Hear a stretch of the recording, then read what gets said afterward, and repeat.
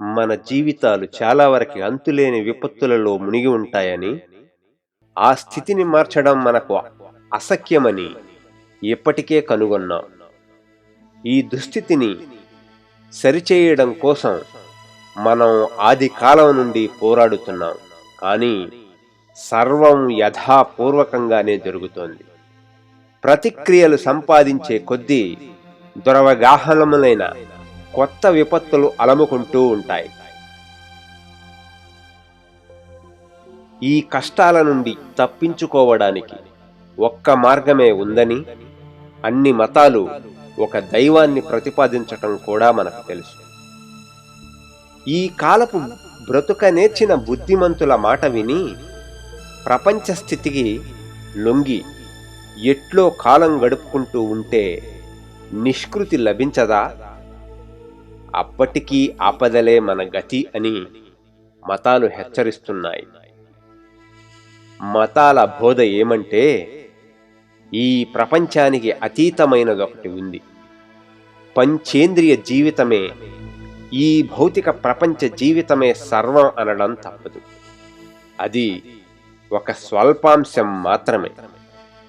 అందులోనూ స్థూల స్థితికి తోచే ఉపరి భాగం మాత్రమే. దీనికి మూలమును, దీనికి అతీతమును అయిన అఖండ పరతత్వం ఉంది. అందులో ఆపదలుండవు. దీనిని కొందరు దైవం, కొందరు అల్లా, కొందరు జిహోవా, కొందరు జో మొదలైన పేర్లతో పిలుస్తారు. వేదాంతి దీనిని బ్రహ్మమంటాడు. మీరీ అస్తిత్వములను చాలించుట మంచిది అనేనా మతాల బోధ? పైకి అట్లే అనిపిస్తుంది. ఈ లోకంలో గల క్లేశములకు ప్రతిక్రియ ఏమిటి అనే ప్రశ్నకు వచ్చే సమాధానం జీవితాన్ని వదలండి అనే అభిప్రాయం కలిగిస్తుంది. వెనకటికి ఒక కథ చెప్పినట్లుంది ఈ ప్రతిక్రియ. ఒకడి తలపై దోమ వాలింది. వాని మిత్రుడు దోమను చంపడానికై ఒక్క దెబ్బ వేశాడు. ఆ దెబ్బకు దోమయే కాక మనుష్యుడు కూడా చనిపోయాడట. ఈ ప్రతిక్రియలో కూడా ఇలాంటి అర్థమే స్ఫురిస్తోంది. జీవితం వ్యధమయం, లోకం దుఃఖమయం. బుద్ధి ఉన్నవాడెవ్వడు ఇది కాదనజాలడు. కాని దీనికి మతాలు బోధించే ప్రతిక్రియ ఏది? ఈ ప్రపంచం అసత్యమని, సత్యమైన ప్రపంచం ఒకటి దీనికి అతీతమైనది ఉందని కొందరందురు. చిక్కంతా ఇక్కడే. ఈ ప్రతిక్రియ సర్వనాశనం చేసేదిగా ఉంది. అటువంటి ప్రతిక్రియ ఎలా అవుతుంది? ఇది తప్పితే మరో విధంగా లేదా? ఈ ప్రశ్నకు వేదాంతం చెప్పే సమాధానమేమంటే, మతాలన్నీ చేసే బోధ సత్యమే, నిర్దోష్టమే. కానీ దీన్ని సరిగా అర్థం చేసుకోవాలి. చాలా మంది దీన్ని అపార్థం చేసుకుంటారు. మతాలలో గల అస్పష్టత ఇందుకు కొంత కారణమే. కానీ నిజమగు లోపం హృదయ బద్దుల సమ్మేళనం లేకపోవడం. హృదయం అత్యంత మహనీయం. జీవితంలోని ముఖ్య ప్రేరణలకు అదే ఉత్పత్తి స్థానం. దైవ సంపదకది పీఠం. బుద్ధి పరిపూర్ణంగా ఉండి హృదయం లేకుండడం కంటే కొంచెమైనా హృదయముండి బుద్ధి బొత్తిగా లేకుండడమే నూరింతలు శ్రేష్టమని నా అభిప్రాయం. హృదయం కలవాడు బ్రతకగలడు, అభివృద్ధి నొందగలడు. కానీ హృదయ శూన్యునికి ఎంత బుద్ధి ఉన్నా అతడు శుష్కజీవి అయి మరణిస్తాడు. కానీ హృదయ ప్రేరణలనే ఆధారంగా కొని జీవించేవాడు పెక్కు కడగండ్ల పాలవుతాడు.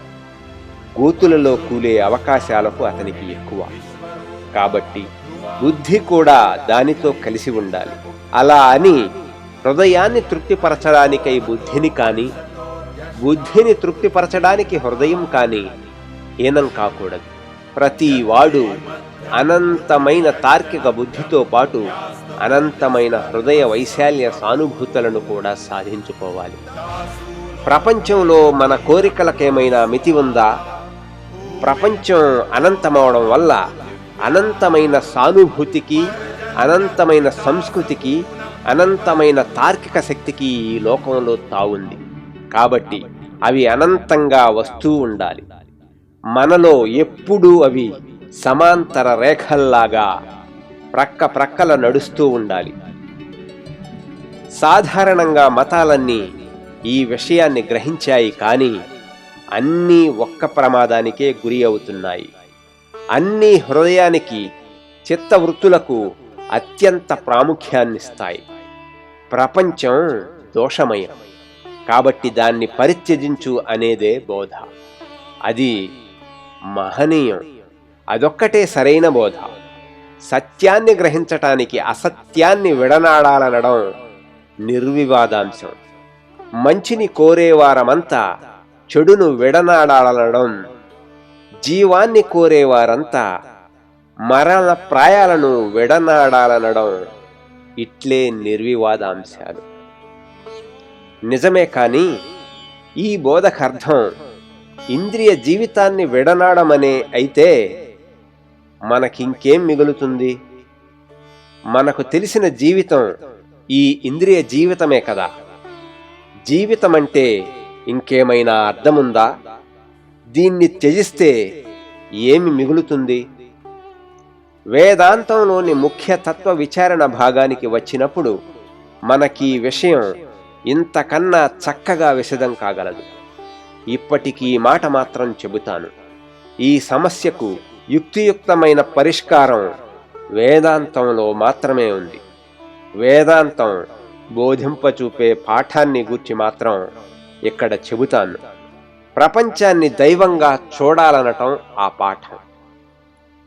వేదాంతం ప్రపంచాన్ని తూలనాడుతుందనడం నిజం కాదు. వైరాగ్య దర్శనం ఆ మతంలో పరమావధినందింది. ఇది మరెక్కడా కానరాదు. కానీ మూల విధ్వంసకాలైన శుష్క మార్గాలను అది బోధించదు. ప్రపంచం దైవస్వరూపం. మన కళ్లకు, మన సామాన్య బుద్ధికి తోచే ప్రపంచాన్ని విడనాడి దాని యథార్థ రూపాన్ని తెలుసుకోండి.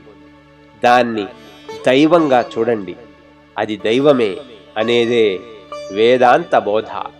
అత్యంత ప్రాచీనమైన ఉపనిషత్తొకటి ఈశావాస్యమిదగం సర్వం, ఈ జగత్తులో ఉండే సర్వము ఈశ్వరునితో ఆచ్ఛాదించాలి అనే బోధతోనే ప్రారంభమవుతోంది. ఈ ఆచ్ఛాదన ఎలా? నిరాధారమైన ఆశలను కల్పించుకోవడం వల్ల కాదు. ఉన్న దోషాలను చూడకుండడం వల్ల కూడా కాదు. వాస్తవంగా అన్నిటిలో దైవాన్ని చూడాలి. ఇదే ప్రపంచాన్ని విడనాడటం. అప్పుడేం మిగులుతుంది? దైవమే. దీని అర్థమేమి? నీ భార్యను విడనాడ పని లేదు. ఆమె ఉండవచ్చు, కానీ ఆమెలో దైవాన్ని చూడాలి. మీ బిడ్డలను విడనాడండి అంటే కొందరు మృగప్రాయుల్లాగా వారిని ఇంటి నుండి తరిమి కొట్టడమా? కానే కాదు. అలా చేయటం రాక్షస కార్యం, ఆస్తిక ధర్మం కాదు. నీ బిడ్డలలో దైవాన్ని చూడమనే ఆ బోధకర్థం. ప్రతి విషయంలోనూ ఇట్లే ఆచరించాలి. జీవమునందు, మృత్యువునందు, సుఖమందు, దుఃఖమందు, అన్నిటియందు దైవం సమానంగా, సమంగా నిలిచి ఉంటాడు. జగత్తంతా దైవమయం. కన్నులు విప్పి చూస్తే ఆయనను దర్శింపగలము.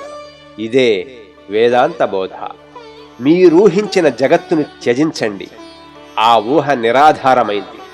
మిక్కిలి అసంపూర్ణమైన మీ అనుభూతి, మీ అసమగ్ర తార్కిక శక్తి, మీ లోపాలు, ఇవే ఆ ఊహకు ఆధారాలు. కాబట్టి దాన్ని త్యజించండి. మన బుద్ధిలో ఇంతకాలంగా నిలిచి ఉన్న జగత్తును, మనం కల్పించుకున్న అసత్య జగత్తును, అత్యాసక్తితో మనమంటి పెట్టుకొని ఉన్న జగత్తును త్యజించండి. కళ్ళు తెరవండి. మీరనుకుంటున్న రూపంలో అది ఎప్పుడూ లేదని తెలుసుకోండి.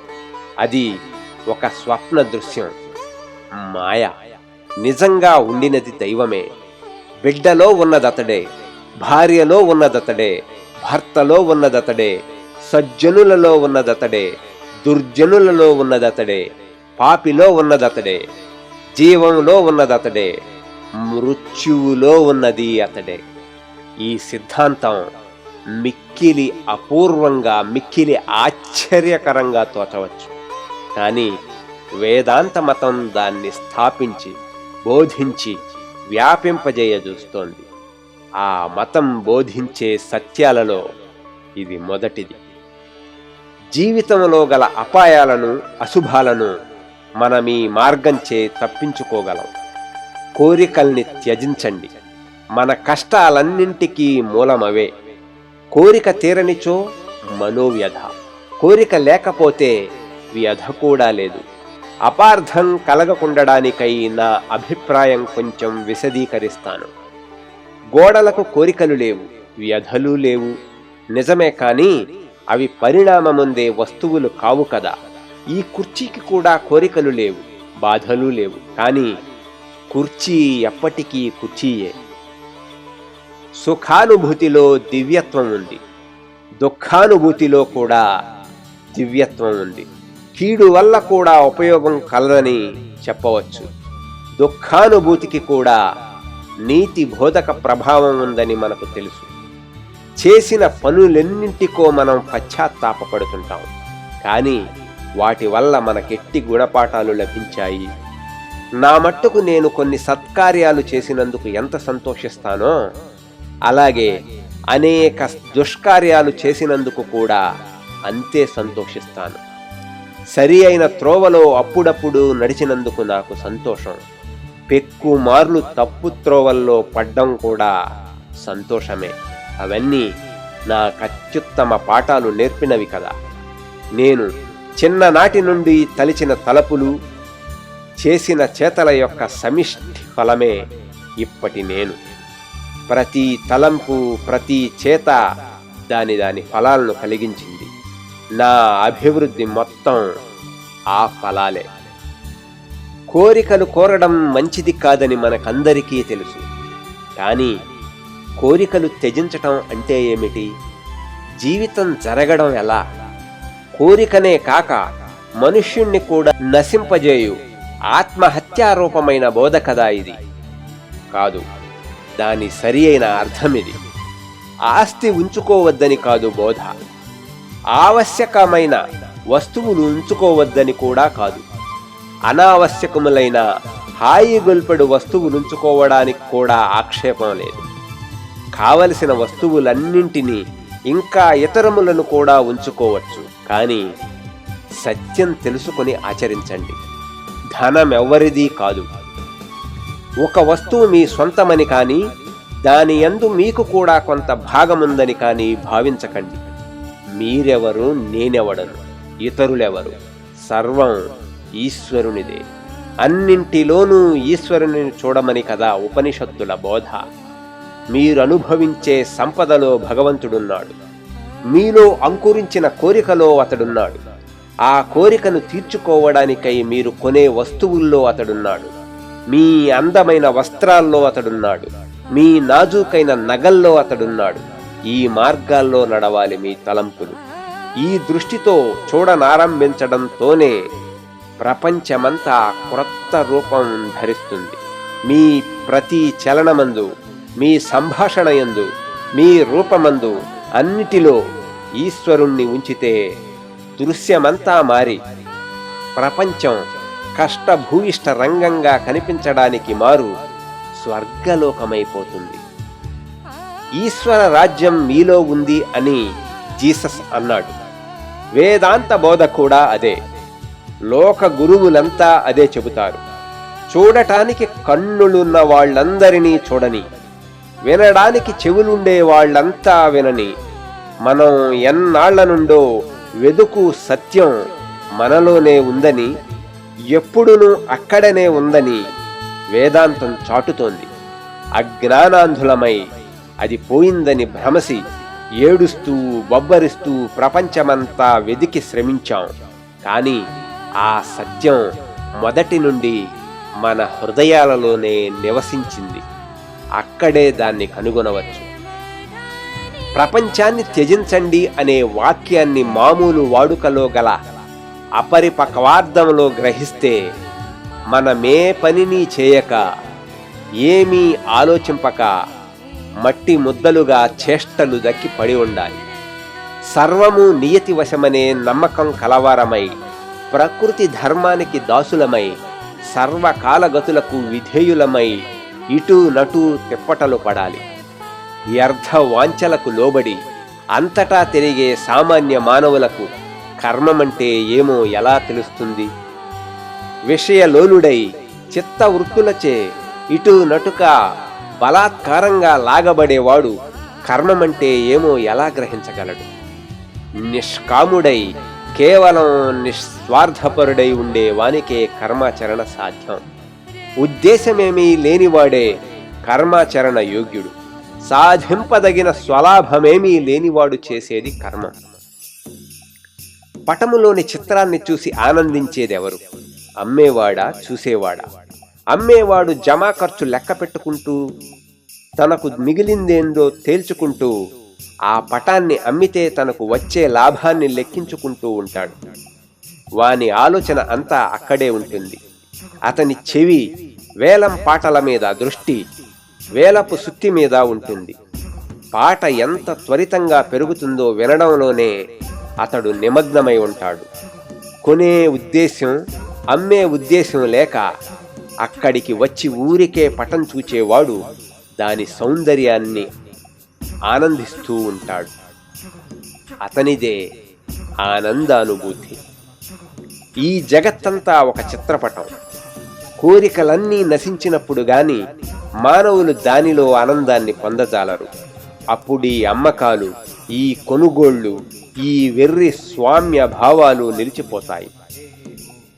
అప్పిచ్చేవాడు, కొనేవాడు, అమ్మేవాడు అదృశ్యమైనప్పుడు ఈ అత్యంత మనోజ్ఞమైన ప్రపంచ చిత్రం మాత్రం నిలిచి ఉంటుంది. ఈశ్వరుని గూర్చి ఈ క్రింది దానికన్నా ఎక్కువ హృదయంగమైన భావాన్ని నేనెక్కడా చదవలేదు. అతడు మహాకవి, అనాది కవి.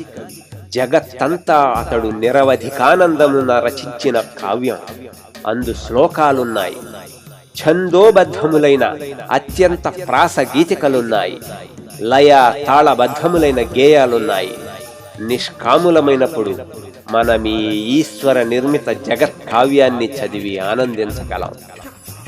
అప్పుడు సర్వం దైవమయమవుతుంది. వెలుతురు సోకకపోవడంతో అపవిత్రాలుగా ఎన్నాళ్ళు భావించబడుతుండిన మూలలు, సందులు, గొందులు, చీకటి కొనలు అప్పుడు దివ్య తేజోమయములవుతాయి. అవన్నీ వాని వాస్తవ స్వరూపాలలో కనిపిస్తాయి. అప్పుడీ ఏర్పులు, ఆర్పులు బాలక్రీడలని, వానిని మనం ప్రేక్షకులమై చూచామని, చూస్తూ ఉన్నామని గ్రహించి మన ప్రవర్తనలకు మనమే నవ్వుకుంటాం. కావున మీ కర్మములను చేయండని వేదాంతం బోధిస్తోంది. త్యాగమే, ఇంద్రియ గోచరమైన ఈ అసత్య ప్రపంచపు త్యాగమే కర్మ రహస్యం. అది మొదటనే బోధిస్తుంది. ఆ బోధకర్థమేంటి? సర్వత్రా భగవంతుణ్ణి చూడండని. అలా చూస్తూ కర్మలు చేయండి. 100 ఏళ్లు జీవించాలనుకోండి. ఐహిక వాంఛలన్నింటినీ కలిగి ఉన్న ఆక్షేపం లేదు. కానీ కోరికలకు ఒక దివ్యతను ఆపాదించుకోండి. పరోపకార పరాయణం, ఆనందమయం, నిరంతర కార్యాచరణ మగ్నం అగు దీర్ఘ జీవితాన్ని కోరండి. ఇలా చేస్తే మీకు విమోచన మార్గం లభిస్తుంది. వేరే మార్గం లేదు. సత్యం తెలుసుకోక నిరర్ధకములైన ఐహిక భోగాలలో కూలిపోయిన వానికి పతనమే గతి. వానికెన్నటికీ ఆదర్శ స్థితి లభించదు. అలా కాక ప్రపంచాన్ని ఎప్పుడూ శపిస్తూ అడవులకు వెళ్ళి శరీరాన్ని ఉపేక్షించి ఉపవాసాలతో ప్రాణాలు కొద్ది కొద్దిగా తీసుకుంటూ హృదయాన్ని రసహీనమైన ఎడారిగా మార్చుకుని సానుభూతికి స్వస్తి చెప్పి కరుపు ధనానికి, నిర్దాక్షిణ్యానికి ఎర అయిన వాడు కూడా దారి తప్పినవాడే. అతి సర్వత్రా వర్జింపవలసి ఉండగా సరి అయిన త్రోవను విడిచి ఒక చివరకు ఒకరు, రెండవ చివరికి ఇంకొకరు పోయారు. ఇరువురు త్రోవ తప్పిన వారే. ఇరువురికి గమ్యం అసాధ్యమే.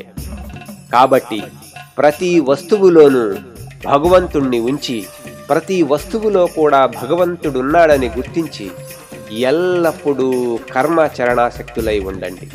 కానీ ఈ జీవితాన్ని దివ్యమని భావించి, దైవంగానే ఎంచి, ఇదే మన కర్తవ్యమని, ఇది తప్ప మనకు కోరదగినదేదీ లేదని ఎల్లప్పుడూ విశ్వసించండి. అన్ని వస్తువులలో ఈశ్వరుడుండగా అతనికై మరో చోటికెళ్లడమెందుకు?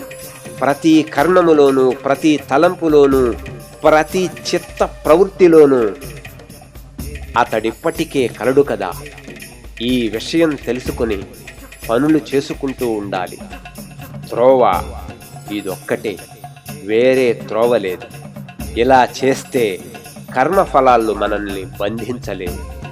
నిరర్ధక వాంఛలే మన కష్టాలకు, వ్యధలకు మూలములని మనకిప్పటికే తెలుసు. కానీ వానిని దివ్యీకరించి దైవ సంబంధంచే వానిని పవిత్రం చేస్తే ఇక అవి కష్టాలను గాని వ్యధలను గాని కల్పించవు. ఈ రహస్యం తెలిసే వరకు మానవులకు ఈ ప్రపంచం రాక్షసంగానే కనిపిస్తుంది. తమ లోపల, తమ చుట్టుపట్ల సర్వత్రా అనంతమైన ఆనందనిధి ఉందని ఎందరికో తెలియదు. వాళ్ళింతదాకా దాన్ని కనుక్కోలేదు. రాక్షస ప్రపంచమంటే ఏమిటి? అజ్ఞానమే అని వేదాంతమిచ్చే సమాధానం. మహత్తర నదీ తీరంలో కూర్చుని మనం దప్పికతో చస్తున్నాం. అన్న రాశి ప్రక్కనే కూర్చుని ఆకటితో చస్తున్నాం. ఆనందమయ జగత్తు ఇక్కడే ఉంది, కానీ అది మనకు కనిపించడం లేదు. అహోరాత్రాలు మనం దానిలోనే నివసిస్తున్నాం, కానీ అది మన కళ్లకు ఆనందమయం కానట్టు కనిపిస్తోంది. మతములు ఈ వింతను పరిశోధించి దాన్ని మనకు స్పష్టం చేయాలని చూస్తాయి. ఈ ఆనందమయ ప్రపంచానికై అన్ని హృదయాలు విమ్మిళ్ళేరుతున్నాయి. అన్ని దేశ ప్రజలు దానికోసమే వెతుకుతున్నారు. సర్వ మతాలకు ఇది ఏకైక లక్ష్యం. కానీ ఒక్కొక్క మత లక్ష్యం ఒక్కొక్క భాషలో తెలుపబడింది. ఈ భాషా భేదం వల్లే లక్ష్య భేదమున్నట్లు అనిపిస్తుంది. ఒకరొక భాషలో ఒక విధంగా, మరొకరు ఇంకో భాషలో కొంత భేదంగా తెలిపారు. కానీ అందరిలో ఉన్న భావం ఒక్కటేనేమో. ఈ సందర్భంలో ఇంకా కొన్ని ప్రశ్నలు కూడా తలెత్తుతున్నాయి. మాటలు చెప్పడం చాలా సులభం.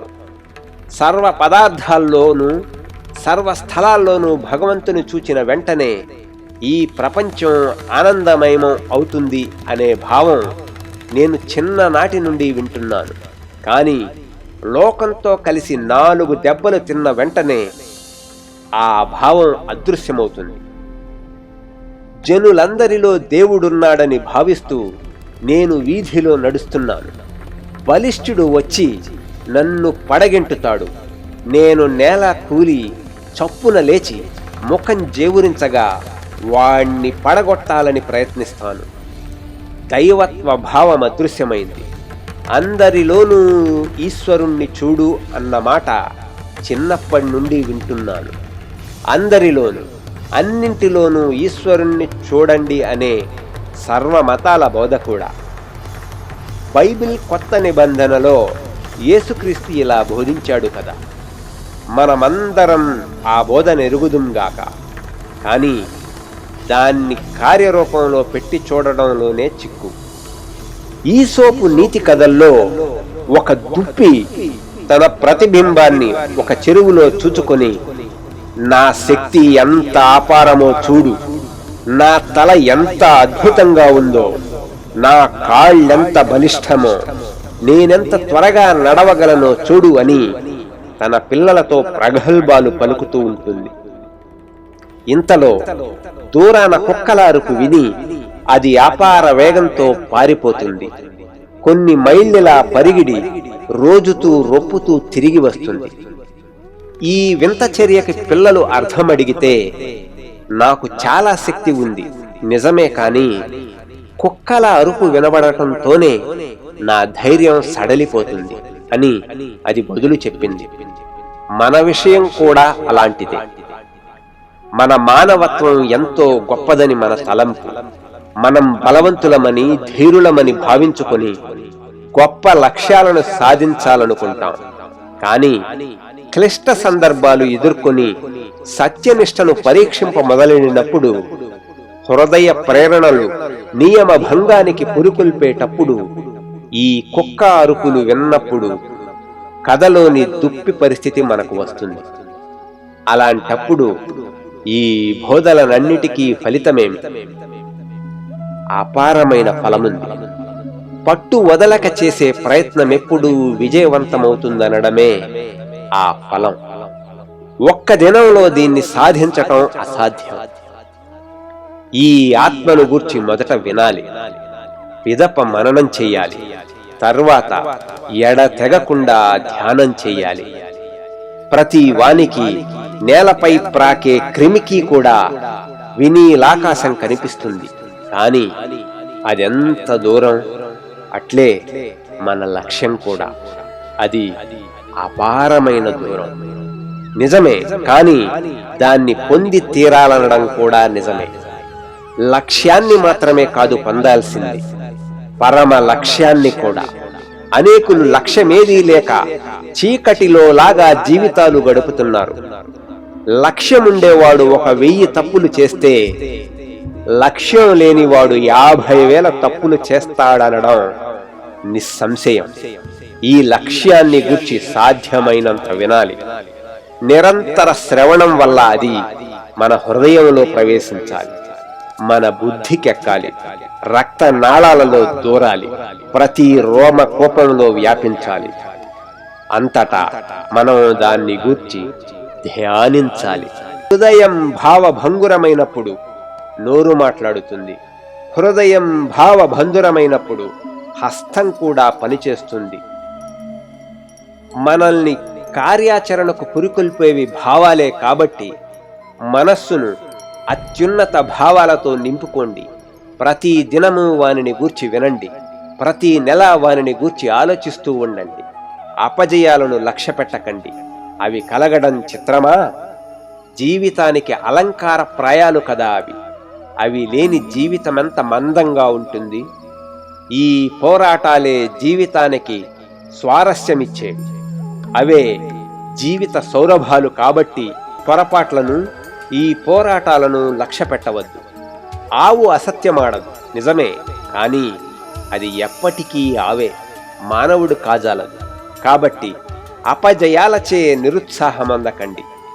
లక్ష్య సిద్ధికై 1000 సార్లు పోరాడండి. 1000 సార్లు ఓటమి ప్రాప్తిస్తే ఇంకోసారి మరలా ప్రయత్నించండి. అన్నిటిలో దైవాన్ని చూడడమే ఆదర్శం. కానీ మీరన్నిటిలో చూడజాలకపోతే మీకత్యంత ప్రియమైన వస్తువులో మొదట చూడండి, ఆ తర్వాత మరొక దానిలో, అంతటా ఇంకొక దానిలో, ఇలా క్రమ వ్యాప్తిని పొందింపవచ్చు. ఆత్మకు జీవిత పరిమితి లేదు, దాని జీవితం అనంతం. కాబట్టి కాలం చాలదని భీతల్లక సావకాశంగా ఉద్యమాలు సాగించండి, కార్యసిద్ధి చేకూరుతుంది. ఏకమైన ఈ ఆత్మకు మనోజవం కన్నా ఎక్కువ వేగం ఉంది. అది దేవతలకు సైతం ప్రాప్తించలేదు. మనసుకు దురవగాహం, అది కదులుతుండడం వల్ల సర్వం కదులుతుంది. అన్నిటికీ అదే ఉనికి. అది చెలుస్తుంది, చెలించదు. అది దూరం, దగ్గర కూడా. అది అన్నిటిలో లోపల బయట కూడా ఉంటుంది. అన్నింటినీ నిండి ఉంటుంది. సర్వ ప్రాణుల్లోనూ ఆ ఆత్మనే. ఆ ఆత్మలోనే సర్వ ప్రాణులను చూచేవాడు ఆత్మకెన్నడూ దూరం కానేరడు. జీవకోట్లన్నీ ప్రపంచమంతా ఆత్మలోనివిగా కనుగొనినప్పుడే మానవునికి పరమ సత్యం సిద్ధించినట్లు. అతనికిక మోహాలు లేవు. జగత్తులో ఈ ఏకత్వాన్ని కనుగొన్న వానికిక శోకం ఎలా ఉండగలదు? వేదాంత మతంలో గల మహా విశేషాలలో ఈ సర్వైక్యత ఒకటి. అజ్ఞానమే, తాపత్రయ మూలమనే భిన్నత్వ భావమే మానవులంతా భిన్నులు, జాతులన్నీ భిన్నులు, భూమండల చంద్రమండలాలు, పరమాణువులన్నీ పరస్పర భిన్నములు అనే ఈ భిన్నత్వ భావమే అజ్ఞానమని అది నిరూపిస్తుంది. ఈ భేదభావమే మన తాపత్రయ కారణం. ఈ భిన్నత్వం లేదని, అది అసత్యమని వేదాంతం పలుకుతోంది. పైకి మాత్రమే ఈ భిన్నత్వం, లోపల ఏకత్వమే కనిపిస్తుంది. మానవులొండరులకు, జాతులొండింటికి, ఉన్నతులకు హీనులకు, ధనికులకు బేధలకు, దేవతలకు మానవులకు, మానవులకు జంతుజాలానికి అన్నింట్లో ఐక్యమే ఉందని కనిపిస్తుంది. అగాధ పరిశీలన చేస్తే సర్వ పదార్థాలు ఆ ఒక్కని వివిధ రూపాలే అని తెలిసొస్తుంది. ఈ ఐక్య భావాన్ని గ్రహించు వానికిక మోహభ్రాంతులు లేవు. అతడెట్లు భ్రాంతుడవుతాడు?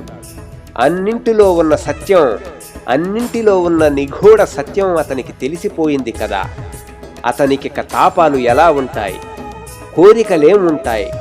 అన్నింటిలో గల సత్యం, ఆ మూల సత్యమే, ఆ పరమాత్ముడే, ఆ సర్వైక్యత్వమే, ఆ అఖండ సత్తయే, ఆ అఖండ చిత్తే, ఆ అఖండానందమే అని అతడు గ్రహించాడు కదా.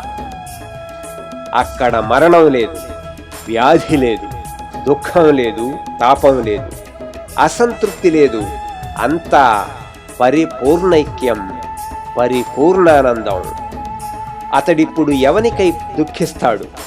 పరమ సత్యంలో మరణం లేదు, తాపం లేదు.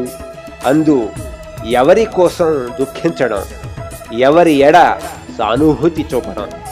సర్వం అతడే నిండి ఉన్నాడు. ఆ శుద్ధుడు, ఆ అకాయుడు, ఆ నిరవయవుడు, ఆ పాపరహితుడు, ఆ కవి, ఆ మనిషి, ఆ స్వయంభువు, ఆ కర్మఫల ప్రదాత. ఈ అజ్ఞలోకానికి, అవిద్యావయారూపమైన ఈ లోకానికి నిజమైన ఉనికి ఉందనుకొని దాన్ని ఉపాసించేవారు చీకటిలో అల్లాడుతున్నారు. జీవితమంతా ఈ లోకంలోనే గడిపి దీనికన్నా ఉన్నతం, దీనికన్నా శ్రేష్టం అయినదొకటి ఉందని తెలుసుకోని వారు అంతకన్నా చీకటిలో అల్లాడుతున్నారు. కానీ ఈ ప్రకృతి రహస్యాన్ని తెలిసిన వాడు, ప్రకృతిని ఆధారంగా చేసుకుని ప్రకృతికి అతీతమైన వస్తువుని కనుగొనిన వాడు మరణాన్ని దాటుతాడు. ప్రకృతికి అతీతమైన వస్తువు తోడ్పాటుతో నిత్యానంద ప్రాప్తి పొందుతాడు.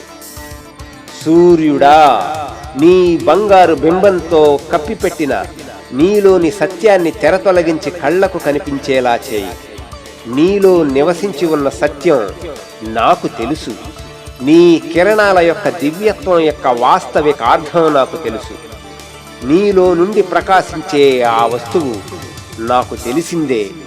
ఆ సత్యాన్ని నేను చూస్తున్నాను. ఆ సత్యమే నాలో కూడా ఉంది.